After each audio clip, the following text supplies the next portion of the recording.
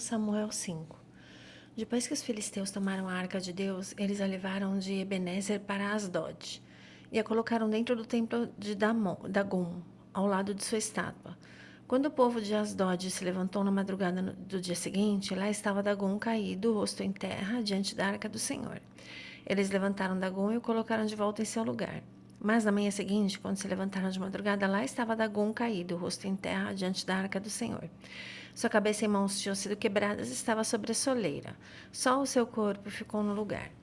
Por isso, até hoje, os sacerdotes de Dagom e todos os que entram em seu templo em Asdod não pisam na soleira. Depois disso, a mão do Senhor pesou sobre o povo de Asdod e dos arredores, trazendo devastação sobre eles e afligindo-os com tumores. Quando os homens de Asdod viram o que estava acontecendo, disseram: A arca do Deus de Israel não deve ficar aqui conosco, pois a mão dele pesa sobre nós e sobre o nosso Deus Dagom. Então reuniram todos os governantes dos filisteus e lhe perguntaram: O que faremos com a arca do Deus de Israel? Eles responderam: Levem a arca do Deus de Israel para Gate. Então levaram a arca de Deus para Gate. Mas, quando a arca chegou, a mão do Senhor castigou aquela cidade e trouxe-lhe grande pânico. Ele afligiu o povo da cidade, jovens e velhos, com uma epidemia de tumores. Então enviaram a arca de Deus para Ecrom. Quando a arca de Deus estava entrando na cidade de Ecrom, o povo começou a gritar. Eles trouxeram a arca do Deus de Israel para cá, a fim de matar a nós e ao nosso povo.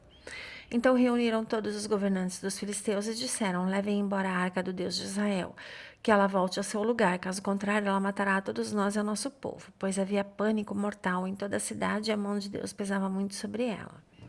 Aqueles que não morreram foram afligidos com tumores e o clamor da cidade subiu até o céu. 1 Samuel 6. Quando já fazia 7 meses que a arca do Senhor estava em território filisteu, os filisteus chamaram os sacerdotes e adivinhos e disseram: O que faremos com a arca do Senhor? Digam-nos com o que devemos mandá-la de volta ao seu lugar. Eles responderam: Se vocês devolverem a arca do Deus de Israel, não mandem de volta só a arca, mas enviem também uma oferta pela culpa. Então vocês serão curados e saberão por que a sua mão não tem se afastado de vocês. Os filisteus perguntaram: Que oferta pela culpa devemos enviar? Eles responderam: 5 tumores de ouro e 5 ratos de ouro, de acordo com o número de governantes filisteus, porquanto a mesma praga atingiu vocês e todos seus governantes. Façam imagens dos tumores e dos ratos que estão assolando o país e deem glória ao Deus de Israel. Talvez ele alivie a mão sobre vocês, seus deuses e sua terra. Por que ter o coração obstinado como os egípcios e o faraó? Somente quando esse Deus os tratou severamente, eles deixaram os israelitas seguir o seu caminho. Agora, então, preparem uma carroça nova com 2 vacas que deram cria e sobre as quais nunca foi colocado jugo. Amarrem-nas à carroça, mas afastem dela os seus bezerros e os ponham no curral. Coloquem a arca do Senhor sobre a carroça e ponham numa caixa ao lado dos objetos de ouro que vocês estão lhe enviando como oferta pela culpa. Enviem a carroça e fiquem observando. Se ela foi para o seu próprio território, na direção de Bet-Semes, então foi o Senhor quem trouxe essa grande desgraça sobre nós. Mas se ela não for, então saberemos que não foi a sua mão que nos atingiu e isso que aconteceu conosco por acaso.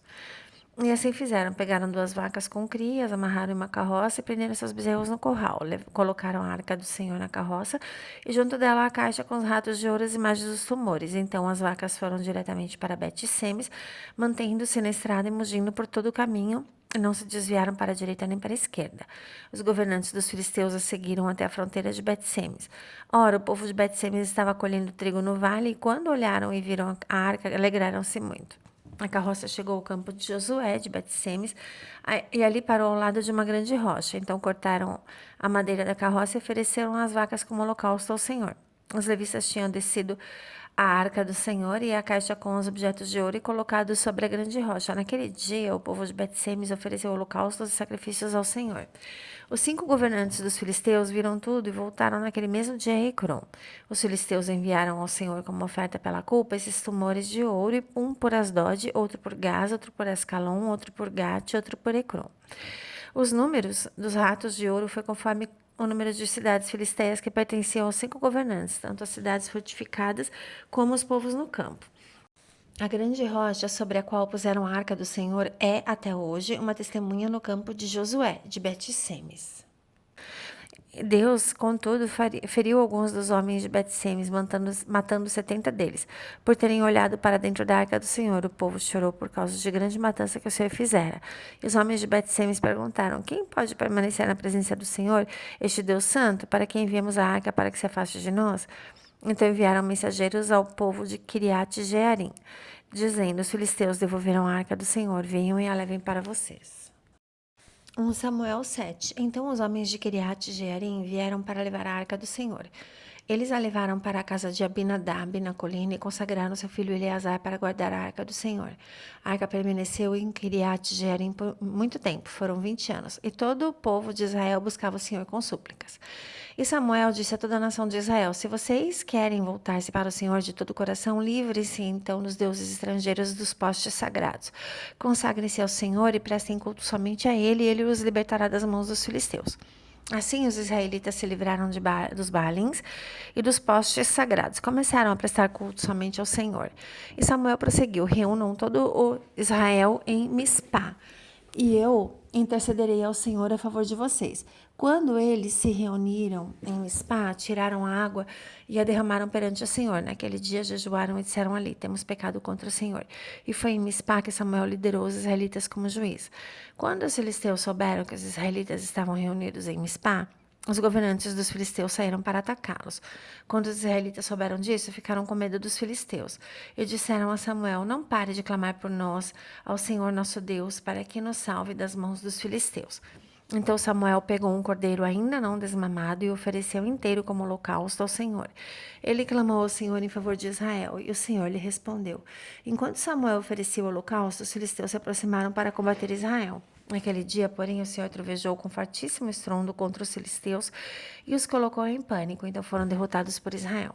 Os soldados de Israel saíram de Mispá e perseguiram os filisteus até um lugar abaixo de Betcar, matando-os pelo caminho. Então Samuel pegou uma pedra e ergueu entre Mispá e Sem, e deu-lhe o nome de Ebenezer, dizendo: até aqui o Senhor nos ajudou. Assim os filisteus foram dominados e não voltaram a invadir o território israelita. A mão do Senhor opôs-se aos filisteus durante toda a vida de Samuel. As cidades que os filisteus haviam conquistado foram devolvidas a Israel, desde Ecrom até Gate. Israel libertou os territórios ao redor delas do poder dos filisteus, e houve também paz entre Israel e os amorreus. Samuel continuou como juiz de Israel durante todos os dias de sua vida. A cada ano percorria Betel, Gilgal e Mispá, decidindo as questões de Israel em todos esses lugares. Mas sempre retornava a Ramá, onde ficava sua casa. Ali ele liderava Israel como juiz e naquele lugar construiu um altar em honra do Senhor. 1 Samuel 8. Quando envelheceu, Samuel nomeou os seus filhos como líderes de Israel. O seu filho mais velho chamava-se Joel, o segundo Abias. Eles eram líderes em Berseba. Mas os filhos dele não andaram em seus caminhos. Eles se tornaram gananciosos, aceitaram suborno e perverteram a justiça. Por isso, todas as autoridades de Israel reuniram-se e foram falar com Samuel em Ramá. E disseram-lhe: tu já estás idoso, os teus filhos não andam em teus caminhos. Escolhe agora um rei para que nos lidere, à semelhança das outras nações. Quando, porém, disseram: dá-nos um rei para que nos lidere, isso desagradou a Samuel. Então ele orou ao Senhor, e o Senhor lhe respondeu: atenda a tudo o que o povo está lhe pedindo. Não foi a você que rejeitaram, foi a mim que rejeitaram como rei. Assim como fizeram comigo desde o dia em que eu tirei do Egito até hoje, abandonando-me e prestando culto a outros deuses, também estão fazendo com você. Agora atenda-os, mas advirta-os solenemente, diga-lhes que direitos reivindicará o rei que os governará. Samuel transmitiu todas as palavras do Senhor ao povo que estava lhe pedindo um rei, dizendo: isto é o que o rei que reinará sobre vocês reivindicará como seu direito. Ele tomará os filhos de vocês para servi-lo em seus carros de guerra e em sua cavalaria, e para correr à frente dos seus carros de guerra. Colocará alguns como comandantes de 1000 e outros como comandantes de 50. Ele os fará arar as terras dele, fazer a colheita, e fabricar armas de guerra e equipamentos para os seus carros de guerra. Tomará as filhas de vocês para serem perfumistas, cozinheiras e padeiras. Tomará de vocês o melhor das plantações das vinhas e dos olivais, e o dará aos criados dele. Tomará 1/10 dos cereais e da colheita das uvas, e o dará a seus oficiais e a seus criados. Também tomará de vocês para o seu uso particular os servos e as servas, o melhor gado, do gado e dos jumentos. E tomará de vocês 1/10 dos rebanhos, e vocês mesmos se tornarão escravos dele. Naquele dia, vocês clamarão por causa do rei que vocês mesmos escolheram, e o Senhor não os ouvirá. Todavia, o povo recusou-se a ouvir Samuel e disseram: Não, queremos ter um rei. Seremos como todas as outras nações. Um rei nos governará e sairá à nossa frente para combater em nossas batalhas. Depois de ter ouvido tudo o que o povo disse, Samuel os repetiu perante o Senhor. E o Senhor respondeu: Atenda-os, e deles um rei. Então Samuel disse aos homens de Israel: Volte cada um para a sua cidade. Glórias a Jesus.